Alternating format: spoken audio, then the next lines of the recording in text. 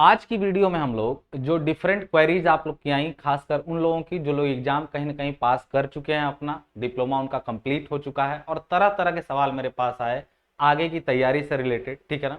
आगे आपके पास बहुत सारे ऑप्शन हैं, जैसे कि पॉलिटेक्निक के बाद आपको बीटेक करना चाहिए या तैयारी करनी चाहिए, या इन चीज़ों के बारे में वीडियो मैं ऑलरेडी बना चुका हूँ। फिर भी कुछ नई क्वेरीज पर बनाऊंगा, लेकिन आज की वीडियो में हम लोग बात करेंगे इस ये ऑब्जेक्ट ओरिएंटेड क्या है। इस वीडियो में हम किन मुद्दों पर बात करने वाले हैं कि कौन कौन से एग्जाम आप देने लायक हैं और उनमें क्या अलग होता है, कौन से फॉर्म आप भर सकते हैं कि नहीं, किसमें क्या परसेंटेज होता है। ठीक है ना। तो मुद्दा क्या होगा कि एग्जाम्स कौन कौन से होते हैं। मुद्दा आपका होगा कि कौन कौन से आपके एग्जाम्स होते हैं। ठीक है। दूसरा आपका उसमें परसेंटेज क्या होना चाहिए, या आप यूं कह सकते हैं कि एलिजिबिलिटी क्या होनी चाहिए, एलिजिबिलिटी आपकी। ठीक है ना। अब एक चीज और जान लीजिए, आपका यहाँ पे एलिजिबिलिटी में परसेंटेज भी कह लीजिए, कुछ लोगों का एज भी कह लीजिए। कुछ लोगों का डाउट था कि +2 प्लस, सर मेरा जो है के ग्रुप से था, के ग्रुप से था। ये सब क्वेरी मैं उठा रहा हूँ, सर मैं फॉर्म भर सकता हूँ कि नहीं, एग्जाम कौन कौन से होते हैं, परसेंटेज क्या चाहिए होता है डिप्लोमा में, एज कितनी होनी चाहिए, मेरा के ग्रुप था तो 2 ही साल में मेरा डिप्लोमा हुआ है। ये सारी क्वेरीज के अलावा और भी क्वेरीज हो सकती हैं, उनके बारे में भी आप कमेंट कर दीजिएगा, जवाब दे दिया जाएगा। वैसे तो ज्यादातर कवर हम लोग कर लेंगे। ठीक है। आज 1 बाय 1 इन चीजों पर बात करेंगे हम लोग सबके बारे में। ठीक है।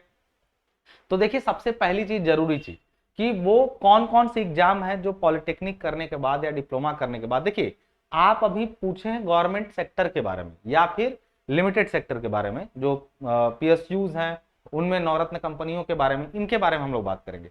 यदि कोई प्राइवेट जॉब करना चाहता है तो उसका अलग क्राइटेरिया है। दूसरी चीज यहां पर मैं एक चीज और बता दूं यहां पे ध्यान से, यदि आप बीटेक, प्राइवेट जॉब और गवर्नमेंट जॉब को लेकर कंफ्यूज हो कि प्राइवेट जॉब करें, गवर्नमेंट जॉब करें, बीटेक करें, तो नीचे डिस्क्रिप्शन बॉक्स में लिंक दे दिया गया है। आप अपनी स्थिति के अनुसार, अपने समय के अनुसार ये चुनाव कर पाएंगे निश्चित रूप से। क्योंकि देखिए, एक चीज कही गई है कि यदि प्रॉब्लम को, सुनिए ध्यान से, कई बार आप जिंदगी में परेशान होंगे और अभी शुरुआत है।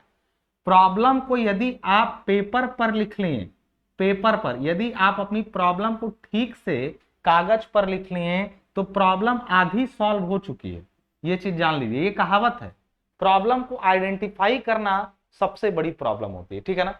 तो आपको मैं कुछ ऐसे मुद्दे आपके सामने रखा हूं नीचे वाले वीडियो में, जिससे आप ये डिसाइड कर पाएंगे कि आपको करना क्या है। चलिए, आपने ये डिसाइड किया कि मुझे अभी के लिए गवर्नमेंट सेक्टर की तैयारी करनी है, तो सर मुझे एग्जाम्स के बारे में बताइए। देखिए, कुछ एग्जाम्स की लिस्ट है जो आप दे सकते हैं यहाँ पे। इन एग्जाम्स को आप दे सकते हैं अपना डिप्लोमा कंप्लीट करने के बाद, चाहे आप किसी भी ब्रांच से किए हो। इन डिपार्टमेंट्स में वैकेंसी आती रहती है। इनके अलावा और भी हैं, ये इतने ही नहीं है, और भी हैं, लेकिन 1 बाय 1 हम सबके बारे में बात कर लेंगे। ठीक है ना। देखिए, सबसे पहले, अच्छा कुछ लोग कहते हैं सर आप ये सब नाम लिखे हैं, एसएससी जेई है, यूपी ट्रिपल एससी है, रेलवे है, यूपी जल निगम है, यूपी पीसीएल यानी पावर कारपोरेशन लिमिटेड है, इसके अलावा प्रोजेक्ट कारपोरेशन लिमिटेड भी इसका मतलब होता है। ठीक है। एनबीसीसी है, उसके बाद एनएचपीसी है, डीएफसीसीआईएल है। डिफरेंट स्टेट सिलेक्शन बोर्ड, मतलब अलग अलग स्टेट में भी अपने सिलेक्शन बोर्ड होते हैं। जैसे यूपी में सिलेक्शन बोर्ड है यूपी ट्रिपल एससी, यानी उत्तर प्रदेश जो ये यूपी का जो सिलेक्शन बोर्ड है। तो यहाँ पर सबॉर्डिनेट सर्विस सिलेक्शन बोर्ड है, सबॉर्डिनेट सर्विस सिलेक्शन बोर्ड, ये ग्रुप बी और सी के लेवल में जो है भर्तियां करेंगे, डी के भर्तियां करेंगे। और जो यूपी, उत्तर प्रदेश के यहाँ तो यूपी लिखा है। इसी तरह अगर झारखंड का है तो झारखंड एसएससी होता है। अब ये सब डिपार्टमेंट, कुछ लोग कहते हैं सर नहीं आप तो इसमें पीडब्ल्यूडी इरिगेशन नहीं लिखे हैं। एक चीज मैं आपको बता दूं, सुनिए ध्यान से, जब आप इंजीनियर बनते हैं तो डिपार्टमेंट में बनते हैं। डिपार्टमेंट बहुत सारे अलग अलग हो सकते हैं, पीडब्ल्यूडी है, इरिगेशन है, आपका सेतु निगम है, मतलब आपका ब्रिज वगैरह का काम देखने वाला है। इसके अलावा आपका कंस्ट्रक्शन बिल्डिंग का है, या आवास वगैरह में काम होना है, जिला पंचायत है। एक चीज अच्छे तरीके से जान लीजिए, ठीक है ना, ये भर्तियां वो डिपार्टमेंट खुद नहीं कराते हैं। जैसे मान लीजिए पीडब्ल्यूडी है, ध्यान समझिएगा, पीडब्ल्यूडी है या फिर सिंचाई विभाग है, मान लीजिए इरिगेशन है, इनको अपने पास कुछ इंजीनियर्स चाहिए। ठीक है। तो इनके पास तो इंजीनियर ऑलरेडी है, काम चल रहा है पीडब्ल्यूडी में कंस्ट्रक्शन का, सिंचाई में नहरों का काम, इनको इंजीनियर नियुक्त करने हैं। तो ये एक संस्था से कहते हैं, कहते क्या है, उस संस्था की जिम्मेदारी होती है कुछ गवर्नमेंट या प्राइवेट, कुछ तो टेंडर पे होती है, कुछ गवर्नमेंट होती है। गवर्नमेंट ने ऐसी संस्थाएं बनाई हैं जो इन विभागों के लिए इंजीनियरों का चयन करती हैं और उनको चयन आयोग बोलते हैं। चयन आयोग मतलब सिलेक्शन कमीशन। सिलेक्शन कमीशन का मतलब जैसे ये है, इसका नाम ही है स्टाफ सिलेक्शन कमीशन। अब एसएससी एक ऐसा कमीशन है, आयोग है, जो अलग अलग एग्जाम के लिए स्टाफ का सिलेक्शन करता है। स्टाफ सिलेक्शन कमीशन अलग अलग एग्जाम के लिए या अलग अलग डिपार्टमेंट के लिए कह लीजिए चयन करना इसका काम है। चयन करने के लिए ये सिलेबस निर्धारित करता है अपना, और सिलेबस के अकॉर्डिंग एग्जाम लेता है। एग्जाम के बाद इंटरव्यू जरूरी तो वो लेगा, उसके बाद चयन करके जिस डिपार्टमेंट में जरूरत होगी वो भेजेगा। अब ये एक केंद्र की संस्था है, एसएससी जो है वो केंद्र की संस्था है। ये कई डिपार्टमेंट को सप्लाई करती है। इंजीनियर सप्लाई समझते हैं, मैं ऐसे वर्ड नहीं यूज करना चाहता हूं, यूं कह सकते हैं कि उनके लिए चयन करती है। ठीक है, तो ये एसएससी क्या है, एक तरह का आयोग है जो चयन करके जिनको जरूरत होगी वो भेज देगी। एसएससी जेई के थ्रू में यदि आप बात करें, ध्यान समझिएगा, यदि आप बात करें तो इसमें क्या क्या आएगा। इसमें मुख्य रूप से आता है सीपीडब्ल्यूडी यानी केंद्रीय लोक निर्माण विभाग, उसके बाद आवा सीडब्ल्यूसी यानी सेंट्रल वाटर कमीशन, उसके बाद एमईएस है मिलिट्री इंजीनियरिंग सर्विस है, उसके बाद बीआरओ है बॉर्डर रोड ऑर्गेनाइजेशन है, उसके बाद आपका और भी और आते हैं। इसमें कई सारे डिपार्टमेंट आते हैं, इसमें कई सारे डिपार्टमेंट आते हैं। मैं एक चीज आपको बता दूं, लोग कहते हैं सर एसएससी के लिए कितना परसेंट होना चाहिए या इनमें से किसी के लिए। एक चीज बता दें, इनका जब फॉर्म आएगा, जैसे एसएससी जेई का फॉर्म आया ना, तो सीपीडब्ल्यूडी ये सब पोस्ट लिखा रहेगा और पोस्ट के सामने उनका एज क्राइटेरिया और एलिजिबिलिटी क्राइटेरिया। जैसे सीपीडब्ल्यूडी क्या सामने लिखा है, 3 years diploma in civil engineering या मैकेनिकल या इलेक्ट्रिकल जो भी आपका है, एंड एटलीस्ट 60% एग्रीगेट। एक चीज मैं कॉमन बात बता दूं, यदि आपका डिप्लोमा में जनरल कैंडिडेट है और 60% है, 60% आपके मार्क्स हैं, तो जनरली कोई एग्जाम आपको बैठने से नहीं रोक सकता है। कोई भी एग्जाम, बहुत रेयर ऐसा हो। इनके अलावा डीआरडीओ भी होता है, डीआरडीओ में बहुत रेयर 10-12 सीट आती है, मुश्किल से, वो भी 4 सीट 5 सीट भी आती है, ऐसे आती है। मैं आपको इतना बता दूं कि ये लिस्ट ऑफ जेई एग्जाम्स हैं, मतलब ये लोग तो एसएससी के अंदर इतनी संस्थाएं हो गई, और ये सेंटर का है, सारी संस्थाएं, सेंट्रल वाटर कमीशन, सेंट्रल, और जो एमईएस है मिलिट्री इंजीनियरिंग सर्विस या बॉर्डर रोड ऑर्गेनाइजेशन, ये तो ऑलरेडी उसमें आती है, सेंट्रल में आती है, जो डिफेंस में है ये सब। तो एक चीज जान लीजिएगा, 60% अंक चाहिए, 3 साल का डिप्लोमा चाहिए। अब कोई 3 साल में नहीं कर पाया, 4 साल में किया, तो भैया तुमने जो डिग्री ली है वो 3 साल वाली है, तुमने बैक लेके 4 साल 5 साल में किया, उससे मतलब नहीं है। दूसरी बात, आपके कोर्स का नाम ही है 3 years diploma in civil engineering. यदि आप के ग्रुप से भी एडमिशन उसमें लिए हैं, 2 ही साल में किए हैं, तब भी आपने 3 साल वाला डिप्लोमा ही 2 साल में किया। उसके लिए आपने कुछ पेपर एक्स्ट्रा दिए हैं। आपके कोर्स का नाम 3 साल डिप्लोमा है, आप कितने साल उसमें रहे उससे मतलब नहीं होता है। 2 साल के डिप्लोमा और भी होते हैं, दूसरे डिप्लोमा है जिनका जो टेन्योर है वही 2 साल होता है। तो यहां बात टेन्योर की होती है, आप उसमें कितना पंचवर्षीय योजना बनाए हैं उससे मतलब नहीं है। ठीक है, तो ये समझ में आ गया ना कि 60% अंक पर्याप्त है लगभग सभी एग्जाम के लिए। कुछ में कुछ नहीं बोलता है, कुछ में बोलेगा तो 60%। कभी मैंने नहीं सुना है कि 60% से ज्यादा। और 3 साल का डिप्लोमा मांग दिया आपसे कई बार। अब जैसे सीपीडब्ल्यूडी में तो इतना ही बोलता है, सीडब्ल्यूसी में, एमईएस में जैसे ही जाएंगे बोलेगा ये दोनों चाहिए प्लस 2 इयर्स वर्किंग एक्सपीरियंस, इसमें भी और बीआरओ में भी। कहेंगे सर एसएससी जेई में एक्सपीरियंस मांगता है, हम क्या जवाब देंगे आपसे? हम कहेंगे बेटा सीपीडब्ल्यूडी और सीडब्ल्यूसी का फॉर्म तुम भर सकते हो, तो भरोगे तुम एसएससी का ही फॉर्म, लेकिन तुम उसमें जब चुनने के लिए आएगा कि तुम इसमें से एसएससी जेई के थ्रू किसमें अप्लाई कर रहे हो, टिक करो, तो तुम टिक मत करना, लेकिन तुम टिक कर देना। यही ना होगा कि तुम्हारे पास एक्सपीरियंस रहेगा, नहीं रहेगा तो वो नहीं लेंगे। लेकिन कई बार अगर मान लो किसी के पास नहीं है तो फिर वो परसेंटेज देख के हो सकता है ले ले। इसलिए तुम भरना सब, पहले नंबर पे इसको रखना अगर एक्सपीरियंस नहीं है तो। समझ गए बात को?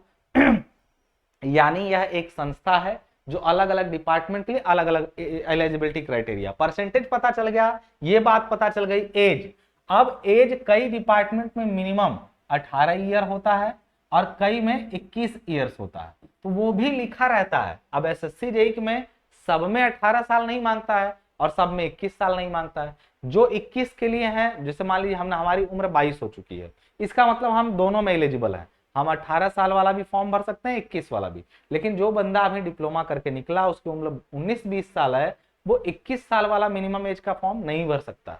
समझ में आ गई मेरी बात? वो 18 साल हो चुका है तो मिनिमम जिसमें 18 मांगा हो वो उसको अप्लाई कर सकता है, मिनिमम 21 वाले को अप्लाई नहीं कर सकता है। मेरी बात समझ गए?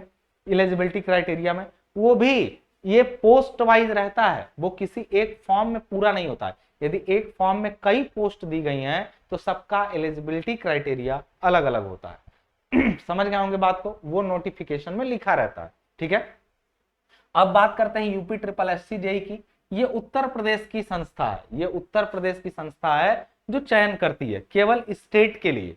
ये सेंट्रल के कर्मचारियों का चयन नहीं करती है। स्टेट जेई का चयन करने के लिए यूपी ट्रिपल एससी बनाया गया। अब एक चीज यहां पर जान लीजिए, स्टेट जेई का चयन यदि करना है और यूपी ट्रिपल एससी का काम है तो वो स्टेट के पीडब्ल्यूडी को देगा, इरिगेशन को देगा, आवास विकास को देगा, मतलब अलग अलग डिपार्टमेंट, माइनर इरिगेशन भी कुछ होता है। तो ये सारे काम जो है वो कौन करता है? यूपी ट्रिपल एससी करता है। ठीक है ना? अब यूपी ट्रिपल एससी क्या केवल जेई ही कराता है? नहीं, वो बहुत सारे फॉर्म भरवाता है और उसमें से एक फॉर्म जेई का भी होता है। और जब वो जेई का निकालेगा तो कई जगहों पे कई पोस्ट के लिए एक साथ निकालेगा। उसको आप भरेंगे, उसमें सभी पर टिक करेंगे कि हमको इन सब के लिए हम लड़ना चाहते हैं, हम फाइट करना चाहते हैं, और उसमें से आप क्वालिफाई होंगे तो फिर आप मान लीजिए निकले आप, तो उसमें फिर काउंसलिंग होगी। जैसे कॉलेज में आपने एंट्रेंस दिया, आपका पॉलिटेक्निक क्वालिफाई है, अब कॉलेज का काउंसलिंग करेंगे तो देखेंगे कॉलेज मिला कि नहीं मिला। ठीक है, इसी तरह से इसमें आप क्वालिफाइंग मिनिमम क्वालिफाइंग मार्क्स को अगर क्रॉस कर जाते हैं तो फिर आप काउंसलिंग कराएंगे कि हमें इनमें से ये डिपार्टमेंट चाहिए। ठीक है, समझ गए बात को? क्या यूपी ट्रिपल एससी कोई कंस्ट्रक्शन का काम कराता है? कोई सिविल की संस्था है? नहीं। क्या एसएससी जो कोई सिविल की संस्था है या मैकेनिकल इलेक्ट्रिकल का है? नहीं। इनका काम ही है खाली एग्जाम कराना। तीसरा है रेलवे। रेलवे तो काम कराता है, रेलवे के पास पैसेंजर आए हैं, वो ट्रेनें चलवाता है, लेकिन साथ साथ ये अपना एग्जाम भी कराता है। ये किसी दूसरे से अपना एग्जाम नहीं करवाता है, इसका चयन आयोग भी खुद ही है, यानी रेलवे रिक्रूटमेंट बोर्ड। ये रिक्रूट करने के लिए भी इसने अपना बोर्ड बना रखा है, किसी दूसरे बोर्ड को नहीं देता है। समझे बात को पूरी बात? यानी रेलवे रिक्रूटमेंट बोर्ड क्या करता है, आपकी जितनी भी फॉर्म है, जितने भी फॉर्म है वो खुद ही भरवाता है, अपने साइट पे भरवाता है। ये अपने साइट पे भरा के भेजेंगे आपको दूसरे डिपार्टमेंट में, रेलवे खुद सिलेक्शन खुद सब कुछ। ये जोन वाइज एग्जाम लेता है और जिस जोन से आप फॉर्म भरेंगे उस जोन में आपको देगा। अब कहेंगे सर इसका सिलेबस, देखिए सिलेबस पर बात अभी हम नहीं कर रहे हैं, अभी हम केवल लिस्ट। इसी तरह जल निगम भी है, जल निगम भी आएगा तो उसमें भी आपको, जल निगम अपना खुद का एग्जाम कराता है। अभी तक जल निगम ने किसी को टेंडर नहीं, हो सकता आगे करने लगे, अभी तक जल निगम अपना एग्जाम खुद कराता है। ठीक है ना? किसी कंपनी को टेंडर देता है लेकिन उसके लिए जिम्मेदार जल निगम खुद होता है, जबकि सिलेक्शन के लिए आयोग को वो नहीं देता है। इसी तरह यूपीपीसीएल है, ये भी अपना खुद कराता है, एनबीसीसी खुद कराता है, एनएचपीसी खुद कराता है, डीएफसीसीआईएल भी अपना एग्जाम खुद कराता है। इसके बाद डिफरेंट स्टेट के जो अपने सिलेक्शन बोर्ड होते हैं, जैसे यूपी का यूपी ट्रिपल एससी है तो अलग अलग स्टेट बोर्ड बने हुए हैं जो अपना सिलेक्शन का काम करते हैं। तो समझ में आया कौन कौन से फॉर्म आप भर सकते हैं। अलग दूसरे स्टेट का जब आप फॉर्म भरते हैं तो कई स्टेट ऐसे हैं जो ये शुरू में ही कह देते हैं कि आप यदि दूसरे स्टेट के हैं तो हमारे स्टेट में आपको नो रिजर्वेशन, यानी कोई रिजर्वेशन नहीं मिलेगा। तो कई तो बोल दिए आप जनरल में फाइट करिए, जनरल में हम कोई रिजर्वेशन नहीं देंगे आपको, अनरिजर्व कैटेगरी में आप रहेंगे। दूसरा, दूसरे स्टेट में कई लोग ये भी बोले रहते हैं अपने फॉर्म में, वो नोटिफिकेशन सबका आता है, उसमें ये लिखा रहता है कि केवल 10% सीटें ही हम दूसरे स्टेट को देंगे, बाकी सब हमारे स्टेट के बच्चे लेंगे। ठीक है, तो ये स्टेट की पॉलिसी हुई, ये अलग अलग स्टेट की अपनी अपनी पॉलिसी।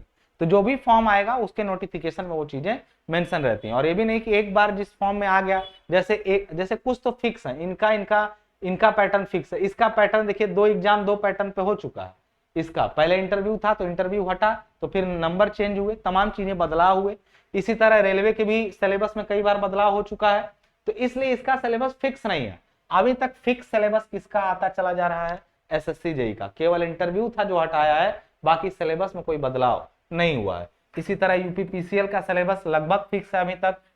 200 नंबर के क्वेश्चन में 150 नंबर टेक्निकल और 50 नॉन टेक्निकल में 20 रीजनिंग, 20 जीएस और 10 हिंदी। एनबीसीसी का सिलेबस लगभग कभी कभी वेरी कर जाता है। एनएचपीसी डीएफसीसीआईएल का सिलेबस फिक्स रहता है, लगभग 120 क्वेश्चन में 96 टेक्निकल और 24 नॉन टेक्निकल, और अलग अलग स्टेट के अलग अलग। ठीक है, मैं मोटा मोटा बात करूं कि इन सारे एग्जाम में क्या क्या आता है, तो यदि उनकी बात करें, मुझे लग रहा है कि मैंने क्वेरी काफी सारी क्लियर की आपकी और काफी सारी भ्रांतियां भी दूर हुई। मैं यदि मोटा मोटा लिस्ट बनाऊं तो जितने भी एग्जाम हैं उनमें लिस्ट होंगे सब्जेक्ट से, क्या क्या कौन कौन सी लिस्ट होगी। तो पहला सब्जेक्ट होगा technical. Technical as per your speciality, speciality का मतलब आप सिविल हैं, मैकेनिकल हैं, इलेक्ट्रिकल हैं, तो पूरा टेक्निकल तो रहेगा ही, और उसका वेटेज कितना रहेगा, मतलब अगर मान लीजिए 100 क्वेश्चन आने हैं तो कितना टेक्निकल और कितना नॉन टेक्निकल, ये कोई फिक्स नहीं है।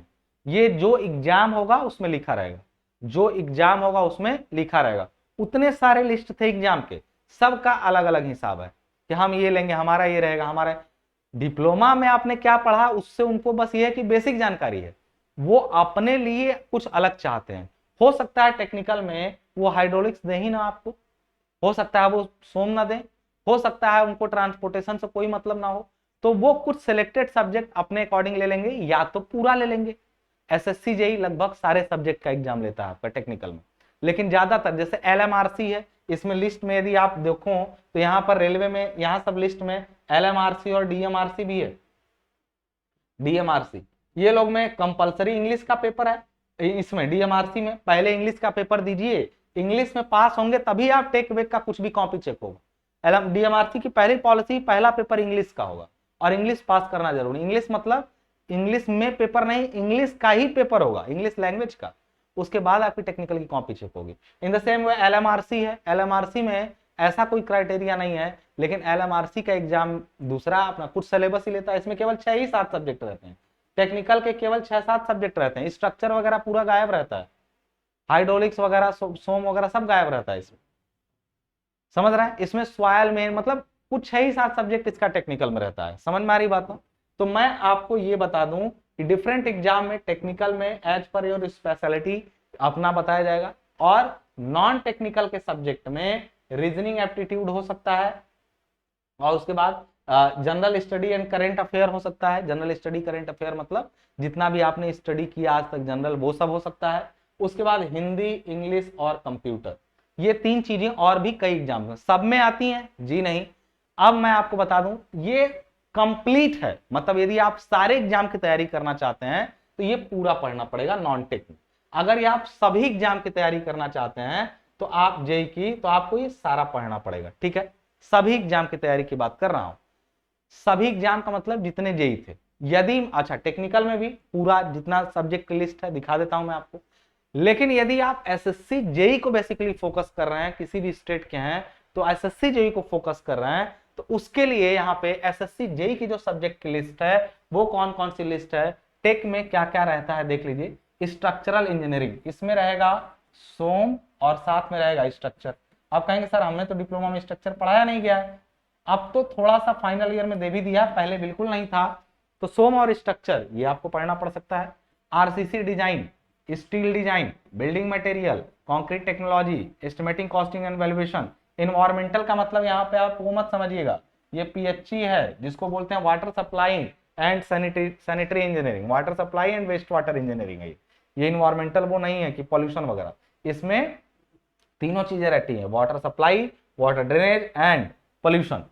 सॉइल मैकेनिक्स पूरा पढ़ना है, हाइड्रोलिक्स है, इरिगेशन है, ट्रांसपोर्टेशन है, सर्वेइंग है, ये वो सब्जेक्ट सारे हैं जो एसएससी जेई के टेक्निकल पोर्शन में पूछते हैं। अब नॉन टेक्निकल में थोड़ा सा देख लिया जाए क्या क्या पूछता है। नॉन टेक्निकल में एसएससी जेई केवल 2 चीजें, general intelligence and reasoning 50 number के पूछता है, 50 मार्क्स आप कह लीजिए यहाँ पे आ रहे हैं इसके, 50 मार्क्स का ये पूछता है। जनरल अवेयरनेस मतलब जीएस, जनरल अवेयरनेस या जीए जिसको कहते हैं, ये भी आपका इसका 50 मार्क्स का रहता है। तो 100 मार्क्स ये हो गया, और ये सब मिला करके 100 मार्क्स ये हो गया। तो आप एक चीज ध्यान रखिएगा, यदि एसएससी प्री का बता रहा हूं, मेंस में भी यही सब्जेक्ट रहते हैं, लेकिन उनका तरीका बदल जाता है, कन्वेंशनल पॉइंट से उसको पढ़ना पड़ता है। मैं आपको एक चीज बता दूं, यदि आप एसएससी जेई का टेक्निकल फॉलो करते हैं तो आपका लगभग हर एग्जाम का टेक्निकल तैयार हो जाएगा। और नॉन टेक्निकल की जो लिस्ट मैंने दी उसको यदि आप तैयार कर लेते हैं तो हर एग्जाम का नॉन टेक्निकल तैयार हो जाता है। एसएससी जेई में नॉन टेक में केवल 2 ही सब्जेक्ट आते हैं 50-50 नंबर के, यही हिंदी इंग्लिश और मैथ वगैरह ये नहीं पूछता है, कंप्यूटर भी नहीं पूछता है। हालांकि जनरल अवेयरनेस में कई बार देखे गए हैं कंप्यूटर के छोटे क्वेश्चन इसमें, ठीक है ना। जनरल अवेयरनेस हर चीज होता है, तो हो सकता है कंप्यूटर भी पूछ दे 1-2, ठीक है। 100 नंबर ये होता है और 100 ही नंबर का ये टेक्निकल होता है पूरा, ये पूरा मिला करके। तो एक चीज ध्यान रखिएगा कि प्री क्वालिफाई करना है तो आपके इतने सारे सब्जेक्ट का ज्ञान तो होना चाहिए, उससे ज्यादा वेटेज उसका भी 100 नंबर है, जिसमें से रीजनिंग मैं आपको बता दूं बहुत पढ़ने की जरूरत नहीं, मैं इस पर भी डिस्कस करूंगा कि कैसे पढ़ना है, उसका वीडियो ऑलरेडी बना रखा हूं, मैं दे दूंगा तैयारी कैसे शुरू करनी है उसकी, उसका वीडियो बना हुआ है, ठीक है, उसका भी लिंक डाल दूंगा, ठीक है। बस इतना जान लीजिए कि ये मोटा मोटा हिसाब हुआ। टेक्निकल में वेटेज की बात करें जैसे एसएससी जे में, तो कम वेटेज बता रहा हूं, ज्यादा क्योंकि ये लगभग सबका पूछता है। सबसे कम वेटेज आज तक इसका देखा गया है, स्टील डिजाइन का बड़ा ही कम वेटेज रहता है, अभी तक देखा गया है, मैं नहीं कह रहा हूं, कम देखा गया है, तो बड़ा कम देखा गया, बाकी सब लगभग। और ज्यादा वेटेज की बात कर लें सबसे ज्यादा, तो सबसे ज्यादा आजकल बढ़ चढ़ के आ रहा है सॉइल मैकेनिक्स, उसके साथ में आपका आ रहा है क्या, आपका आरसीसी डिजाइन आपका आ रहा है, क्वेश्चन बढ़ते जा रहे हैं, कंक्रीट टेक्नोलॉजी है आपका, बिल्डिंग मटेरियल है आपका, ये है आपका हाइड्रोलिक्स है। इतनी चीजें बड़े उभर के सामने आ रही हैं इसमें, बाकी भी आ रहे हैं लेकिन वेटेज मैं ये इस पर थोड़ा अच्छा नहीं, क्योंकि ये बदलता रहता है सिस्टम, लेकिन इसका बड़ा कांस्टेंट देख रहे हैं, क्वेश्चन बहुत कम आ रहे हैं इसके, ठीक है। तो ये था मोटा मोटा आपको जानकारी। यदि आप एग्जाम की तैयारी शुरू कैसे करनी है, ऑनलाइन ऑफलाइन क्लास कैसे लें, कौन सा इसमें से, यदि इसमें कंफ्यूज है तो उसके लिए एक वीडियो ऑलरेडी बना रखा हूं मैं, उसको देख लीजिएगा। एक चीज हमेशा ध्यान रखिएगा, कभी भी क्लास ज्वाइन करते समय एसएससी जेईई का पहली कोशिश हमेशा ऑफलाइन क्लास की रहे, ऑफलाइन क्लास की। यदि किसी मजबूरी बस आप क्लास नहीं कर पा रहे हैं तब आप किधर की तरफ जाएंगे, ऑनलाइन क्लास की, ठीक है ना।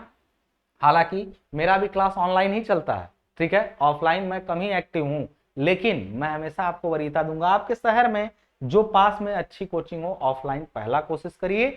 और यदि किसी जैसे आप बीटेक कर रहे हैं साथ में या फिर कोई काम आप कर रहे हो तो उस केस में आप ऑनलाइन ज्वाइन करिए। वैसे सिविल टेक पे जो लोग ऑनलाइन हैं उनको इतना पता होगा कि पढ़ाता ऐसे हूं कि जैसे ऑफलाइन की तरह हर बात को छोटा छोटा चीज बताते हुए चलता हूं, बट ठीक है, आप ये यही रहेगा, इसका कोई तोड़ नहीं है, ठीक है ना। लेकिन यदि आपके अंदर देखिए एक लाइन बोलता हूं सीधे से दोस्त, कि यदि पोटेंशियल हाई हो ना तो बिना कंडक्टर के फ्लो हो जाता है।